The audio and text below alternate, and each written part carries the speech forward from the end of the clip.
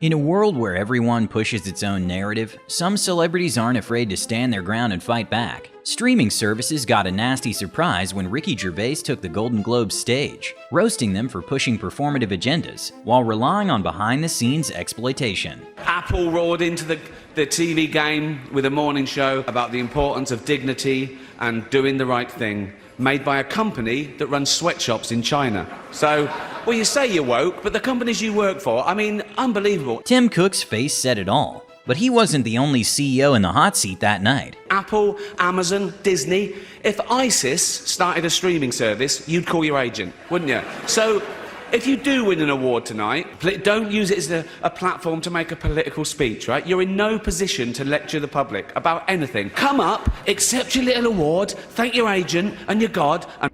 Turns out Ricky came with enough ammo to take down everyone in Hollywood. Quentin Tarantino wasn't shy about roasting Hollywood for swapping real filmmaking for agenda pushing in an interview with Bill Maher. Ideology is more important than art.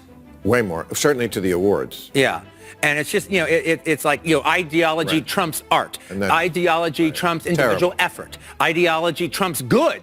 Ideology trumps entertaining. There's two kinds of movies, virtue signalers and superhero movies. Tarantino openly says he doesn't aim to please everyone. With his movies, he's just trying to tell what he believes is a good story. But he does see a silver lining, saying this current trend is just a phase that will eventually pass. It comes in waves. This absolutely comes in waves, all right? So it's like, okay, just looking at the 40s, all right, that was during the wartime, but that's also the time that you had film noir. You had these dark, dark stories that were being told. But then after the war was won, then you had the 50s, which was the first of the completely homogenized decades, where you couldn't say if you had a mouthful. If there was anything sexual about it or anything, that's all going to be drained out of the movie. And then, to me, it's one of the worst decades in Hollywood is the 50s. And then the 60s was the 50s part 2. Right. But then what we think of as the 60s starts in about 67, and that's when New Hollywood Bonnie comes out. Yeah. And that's an absolute positive response to the homogenized 50s. It's also very impressive to see how well informed is Tarantino on the history of filmmaking. Morgan Freeman isn't a fan of Black History Month, believing it should be recognized as part of American history, not condensed into a single month. So when an interviewer challenged his views, Freeman didn't hesitate to shut it down. Black History Month you find ridiculous. Why? You're going to relegate my history to a month? Oh, come on. What do you do with yours? Which month is White History Month?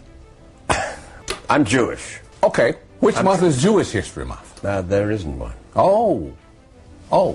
Why not? Yeah. Do you want one? No.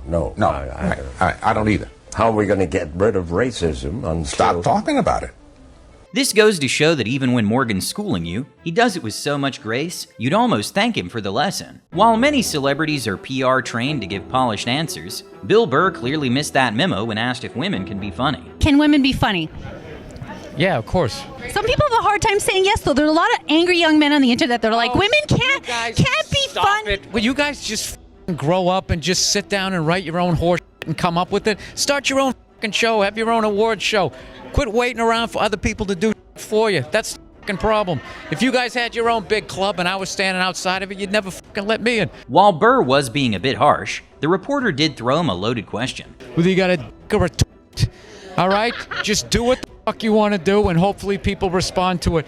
But this horse quotas and all of this crap become undeniable. Shortly after NFL athletes took a knee to protest systemic racism, Lil Wayne was asked about the move in what would become the most controversial interview of his career. I have no opinion on it because the things I'm not into it enough to even give an opinion. Where are we in the United States of America in race relations and what you see from day to day in your life? They wouldn't want my answer to represent it because God knows I have been nothing but blessed. I have never, and never is a strong word, I've never dealt with racism, and I'm glad I didn't have to. Not only did I thought it was over, I still believe it's over, but obviously it isn't. Even after explaining he wasn't an expert on the topic due to his unique life experiences, the host pushed further, asking how he felt performing for a non-diverse audience. You told me the only black face you could see in the whole audience was your makeup artist. A lot of white kids love rap. Yes. Explain that. I thought that was clearly a message that there was no such thing as racism. That's what I thought that was. Okay, I got that it. was a perfect example. The interview went viral, sparking backlash from both fans and the media. In a later interview, when the topic came up again, Wayne eventually got fed up and walked off. Don't come at me with that dumb man. My life matters, especially to my He ended our interview angrily. Lil Wayne later explained he felt that the media was twisting his words, and that politics just isn't his thing. Ricky Gervais didn't expect to be called sexist on The View, for what seemed like one of the most bizarre reasons. They argued that his HBO comedy special was sexist, simply because none of the 4 comedians were women. Louis C.K. No women comedians on that panel? Who would you replace?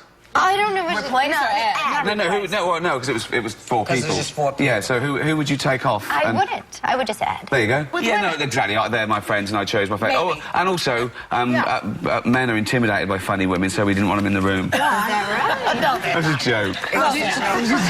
joke. Ricky, trying to keep it light, explained that they were his closest friends, and cracked a little joke to diffuse the tension. But the hosts weren't having it and doubled down. Jerry Lewis famously said at one point that he didn't think women were funny. Do you think women are funny? Of course, what's the difference? That's ridiculous. It's a different sensibility. Statistically, less women go into stand-up from what I've seen, so there's probably less to choose from. Right. But yeah, there are loads of funny women. I've worked with loads of funny women. Of course I have. There's loads of funny women here. Luckily, they eventually changed the subject, and that awkwardness was never mentioned again. During a BBC interview, a reporter got caught in a lie when he claimed his Twitter feed was getting more hateful. But when Elon Musk asked for an example, the reporter admitted he hadn't even been on Twitter lately. Well, you've asked me whether my feed, whether it's got less or more. I'd say it's got slightly more. That's why I'm asking for examples. Personally, my For You, I would see I get more of that kind of content, yeah. I would say I would see more hateful content in that.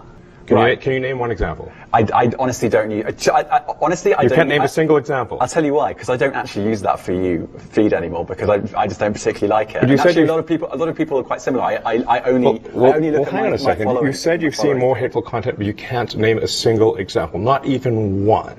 I'm not sure I've used that feed for the last 3 or 4 weeks, and Well, then how did you see that hateful content? You just lied. What? No.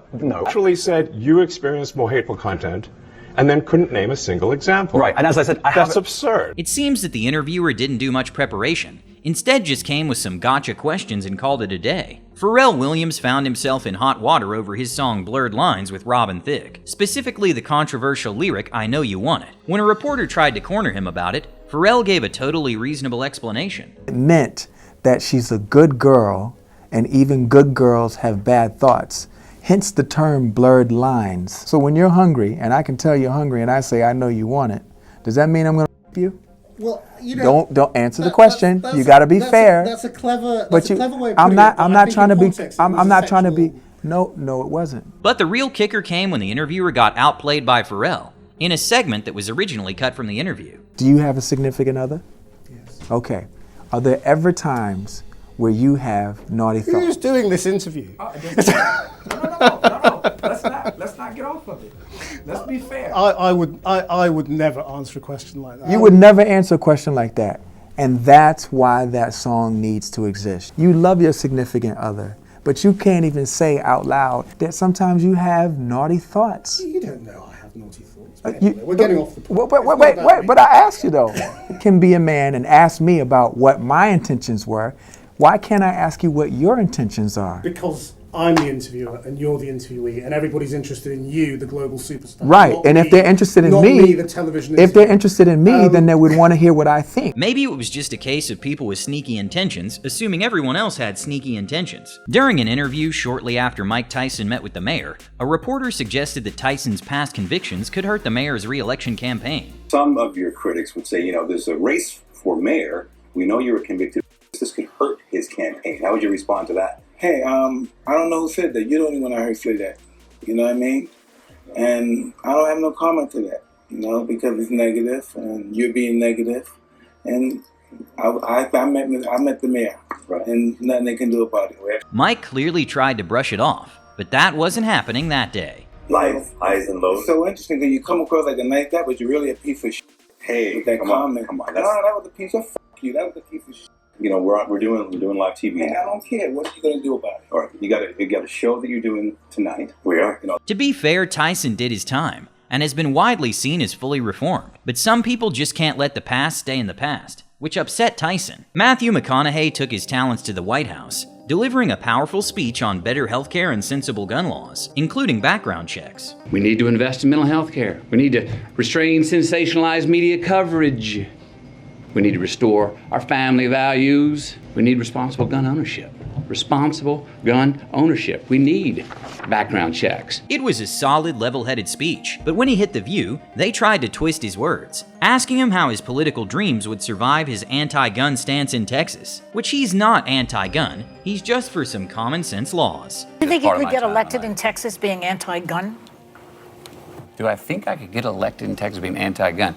One thing about if me in politics is to give you a direct statement right there is be playing a game that I'm not interested in playing. Okay, to give you a direct statement right there. Joy Behar quickly realized she stepped into it and gracefully backed away from the argument. Joan Rivers sat down with CNN to promote her new book, but the interview kicked off with a shot at her for harshly criticizing celebrities' fashion choices. Really? It's not mean. We're one of the few shows that says, that's an ugly dress. And that's okay. These ladies make $28 million a picture. You really think Nicki Minaj cares I didn't like her dress? Things really hit the fan when the host took it a step further, calling her out for wearing a fur coat on her book cover. Joan, who's not one to back down, fired right back and eventually stormed out. On the cover of your book, you're wearing a fur, and you knew that there would probably be animal rights activists. You know, this whole interview is becoming a defensive interview. No! Are you wearing leather shoes? Yes, shut up. I'm talking. You know what I mean? I don't want to hear. Wear fur that was killed 15 years ago. I work for animal rights. Stop it with, and you do this, and you're mean, and you're that. You are not the one to interview a person who does humor. Sorry. Are we serious? Jim Carrey shocked the world during a Jimmy Kimmel interview when he repeatedly flashed a hand signal, claiming Jimmy was in on it. You don't know what that is. I have no idea. You don't know. Jimmy Fallon doesn't know. David Letterman doesn't know. We don't know. All the comics and show business don't know what this is. While many assumed he was poking fun at internet conspiracy theories, on the years that followed, Jim Carrey started sending strong messages against Hollywood, most notoriously at the New York Fashion Week, in which he called the entire industry meaningless. I wanted to find the most meaningless thing that I could come to and join. And here I am. With him taking fewer film roles and his outspoken stance, we're probably not expecting to see him on the big screen anytime soon. A$AP Rocky was invited to speak at the Oxford Union, where things took a weird turn, when a student called him out for his portrayal of women in his songs. A lot of your music is quite crude about women, so do you think that your music isolates women and prevents us from listening to your music compared to men? Yeah, because I do it to men too. You do it too? It isolates men too. I don't discriminate. Yeah, at times. How many songs you hear? I don't fuck with you. I don't fuck with you. It's the same thing. Fuck you dudes. Da, da, da. It's just that we diss men all the time. Is this about is this like a woman, justice thing about Rita or something like that? A$AP kept it cool and professional, but the students soon realized that rappers might actually be really good with words. At the end of the day, I'm not here to talk about the difference between bitches and women. Am I a bitch or a woman? I don't know you well enough to tell. The student gracefully excused herself and everyone left happy, except maybe her. I know you're a bitch. You were supposed to say I'm a bad bitch. See, that's what I'm saying.